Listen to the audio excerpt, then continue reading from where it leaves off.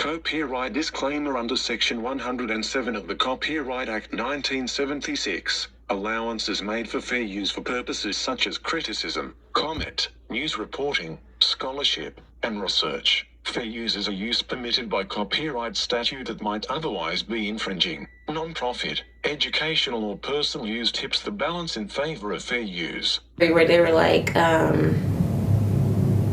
look too young.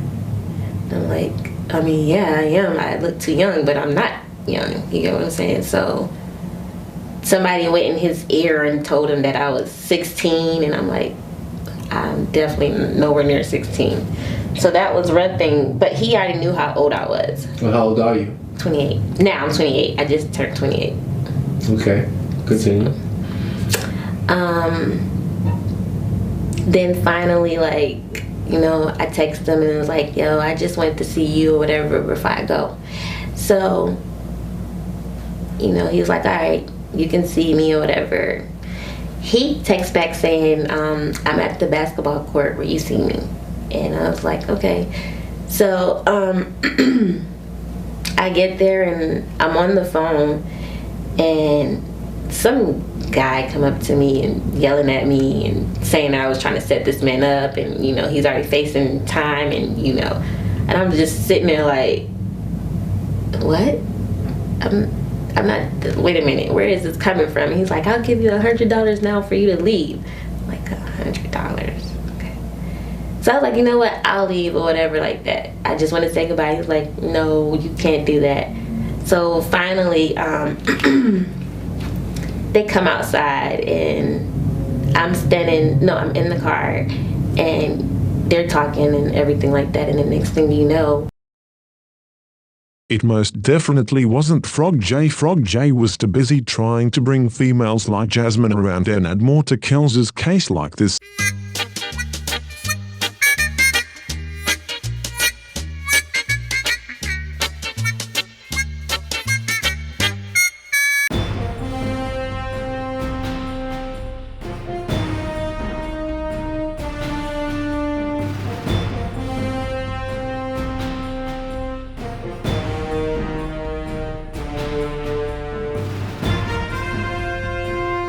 Now, since you said that you know shit about me, I think because I know shit about you, I need to put the shit I know about you in the right hands of the right attorneys. Let's see who go to jail first. Let's play the game. I'm down for it. Let's see who go to jail first. And since Texas Black Diamond allowed you to show Faith naked pictures on her page, she's an accessory to a crime. That's cyberbullying. Let's see who go to jail first. I don't mind turning everything I got over. What about you? Let's go. We all visited Blogger's channel when Don Russell was being interviewed. No one can honestly say that they witness any nudity being displayed on the Blogger's channel. The whole discrimination against Don Russell is, when he tried to intervene in the Jasmine situation, he tried to conserve Kels from being harmed and damaged any further. Frog J knows this was no nudity being displayed. This was done out of resentment against Don Russell. So remember people, it was Levi who wants to be Kels's cousin and Frog J who gave the alphabets more to pile up onto Kels's case. They are the ones who are assisting the ops. Frog J runs to the alphabets and loves running to the YouTube police. Ha ha ha. Frog J is doing his biggest to stop the truth. He gets in the car with me, and now I had a funny thought go through my head. I'm like, oh, he can drive. You know, I really wasn't paying it. You know, celebrities can drive. Like usually they get chauffeured around. So I'm like, oh snap, he's about to drive. So, you know, we're talking and everything like that, and he's like, you know, he just was basically trying to get some clarification with me and everything like that. He's like, clarification on what? Like, am I trying to set him up and stuff? Set him up for what? I guess how everybody is doing right now with the money extortion and everything like that. See, when he came at me like that, I was just sitting there like, oh wait, what happened when we first met each other? But I will say that was my fault because I was talking to somebody that I shouldn't have been talking to at that point. So that was kind of my fault. That whole Jasmine situation, and the sisters wasn't even there for that. But Jasmine, I guess, got back in touch with Dr. Rogers or somebody, and they started bringing up the rape situation. And I was like, yo, I don't got to rape nobody. I never did. Jasmine, and I'm gonna throw these people's names out there because I want you to reference them. Jasmine got cool with Denise Albert because she didn't have no money, no nothing. Jasmine stayed with me that one night. We did what we did most of the day, and when we came back from Trump, and when we came back from who, she stayed with me. You know, I had an Airbnb on her and obsessed fan because honestly, if I would have known now what I knew then, I would have left her ass right there. But Jasmine, she created a lot of chaos about 3 weeks ago, about three and a half weeks ago. And then she started these lies again, like, oh, he forced me into this. How can I force you when I'm asleep? I shower first. I would sleep. How can I force you? But then since I wake up and you're there, I'm going to take you all the way through that rabbit hole. Just not the sex part. It was... So wait a minute. Break down. Define sex. What is sex? It was oral sex. That's what it was. So you had no penetration? Nope. None of that. So did you want penetration? To be honest with you, no, I didn't, because I had just got sexually assaulted in December. So no, I really wasn't like feeling it like that. Like I wanted to take my time. And then if it was a false thing, why was you repeatedly coming back for it? Every chance we got, we smashed. Every chance you got, you smashed this girl, Jasmine, and then she turned around and claimed you raped her. Right. Why? I don't know. Just like she claimed me and Robert forced her in a threesome on a couch. Notice Frog J adds Kells to his shenanigans. Why Frog J is adding more turmoil to Kells' case. Frog J is not an advocate for Kells but an advocate for himself. Frog J adds Kells to his shenanigans, stated that he and Kells forced Jasmine to do a threesome. Why mention Kells, you might ask? Because Frog J was hoping the alphabet will catch on to what he was saying and call him in for questioning, hoping that he will be implanted in Kells' case. This guy is sick and over the Rockers superfan groupie. She never even got to his apartment upstairs. But if you let her tell it, Robert was like, he didn't like me and this and this. That never happened. If anything, I'm going to keep it 100. Robert was trying to duck her out. And the only reason why, when she lied to Sylvia and to get the address to the gym, I was already gone from Chicago. I was the first person to leave. Frog J stated that Jasmine received the address to the gym from Sylvia, and Frog J said he was the first one to leave out of Chicago. So are you saying, Frog J, you wasn't at the gym as you claimed to everyone? You said you was playing ball, and you were about to beat the shit out of Don Russell. This guy Frog J is a compulsive liar. When she got to that gym, the only reason why Rob put her in his car was because he remembered her being a supporter from around me. When she got to that gym, the only reason why Rob put her in his car was because he remembered her being a supporter from around me. When she got to that gym, the only reason why Rob put her in his car was because he remembered her being a supporter from around me. Because when she first started tweaking out, because she was like, Robert don't want to talk to me. That's the next day after we got there. And she's like, Robert ain't talking to me. And another person that's cool with Rob told her, you can't act like that. You're not his girlfriend. Robert speaks for everybody. But you're only here because of Dana J. And that's when she was supposed to have been staying at Denise Albert Hotel which was on the hotel side of the trunk. But Jasmine ended up sleeping in Dunkin' Donuts that night. Lord. And then the night after, all the ladies from him was telling her, she can't come to out of state looking like that. She can't come to court looking like that. She got mad because I put Denise Albert in the Sprinter and I walked back to the trunk with Jasmine because Jasmine didn't have nowhere to go and I wasn't going to let her rock in the city like that. I said, well, look, but I walked back with you, cool. I knew they was coming back to get me because we all was going to go watch the game. So he came back. Jasmine got up and was like, I'm about to go with Rob. Rob ignored her and sent word and told me, look, get the coat and we out. So I got my coat, we got the Sprinter, we closed the door, and we pulled off. Jasmine got mad and went with Lola. Y'all call him Daddy Lola. But Jasmine got mad and Jasmine went with Lola. This guy switching his story, he's all over the place. When he was speaking on the code confirmed by Kels's inner circle, Kels told his uncle Junebug to grab one of his jackets in the back seat of the Sprinter for Frog J so he can walk with him as security.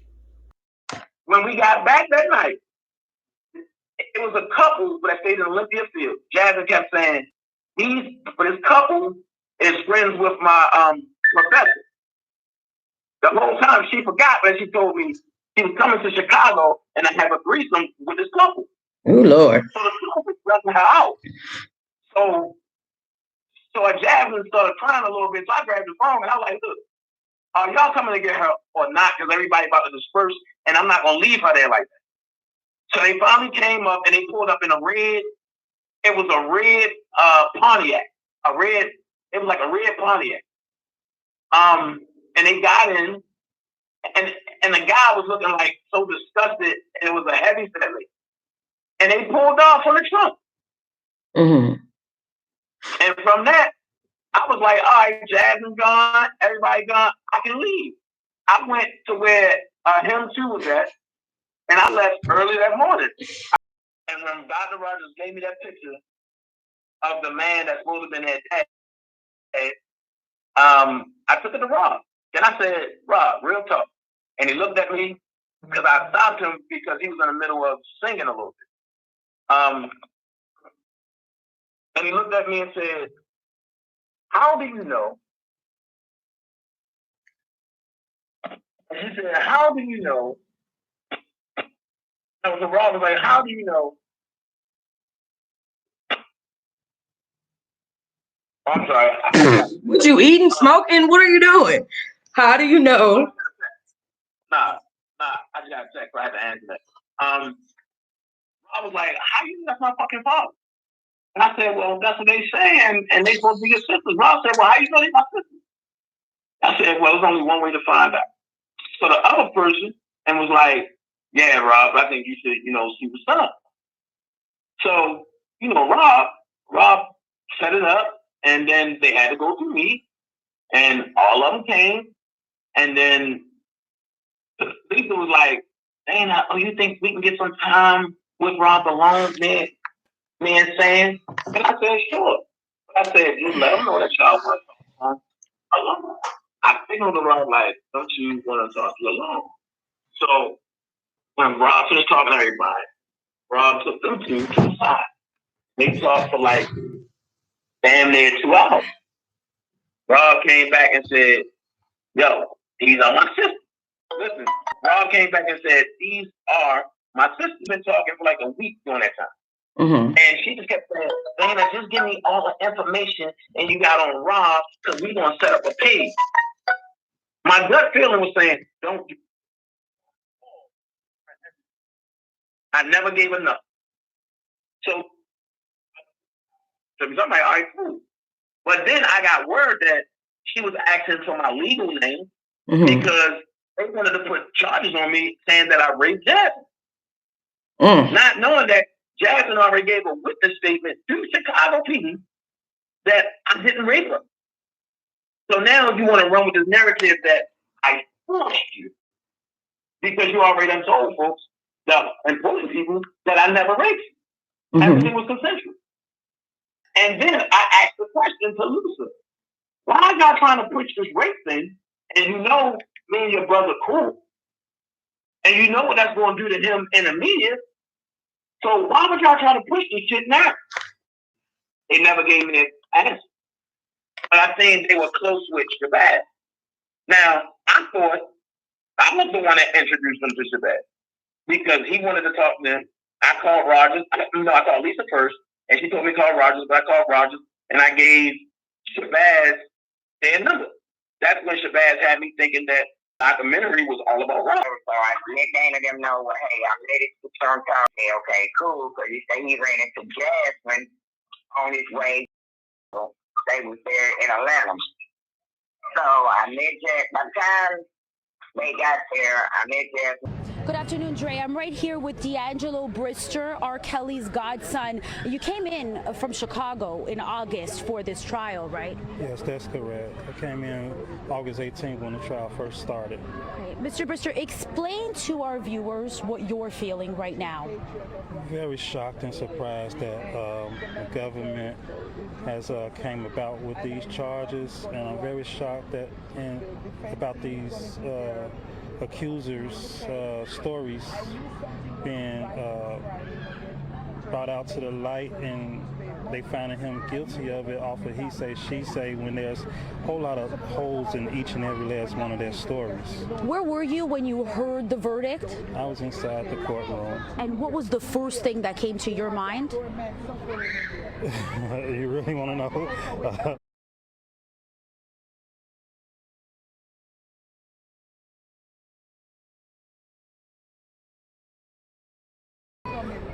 This is some BS. This is some BS. So talk to us. You're not blood related to Robert Kelly. He is your godfather. What's the relationship? It's a friendship relationship with your mother. Yes, him and my mother grew up together. Who else is here? Family, friends? Who else came in from Chicago? Where R. Kelly is from, where he grew up? A few of his brothers.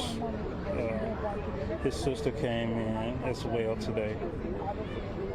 We see fans and supporters outside the courthouse, not just today, but in the days leading up to today. Have you interacted with anybody who isn't personally related to R. Kelly and to the extended family, so to speak, but who has had something to say in terms of support for him?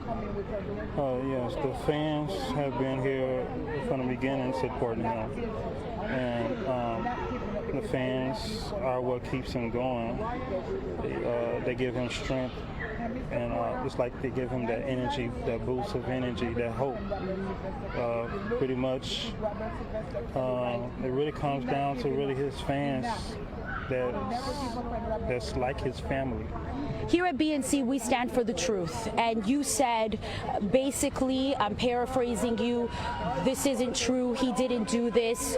What do you have to say to the victims, to people related to the victims, to people who were R. Kelly fans and now say he is a guilty man? Why are you saying this isn't true if this is what justice has served, so to speak? Tell us your side. Because I believe that it was all a plan from the beginning.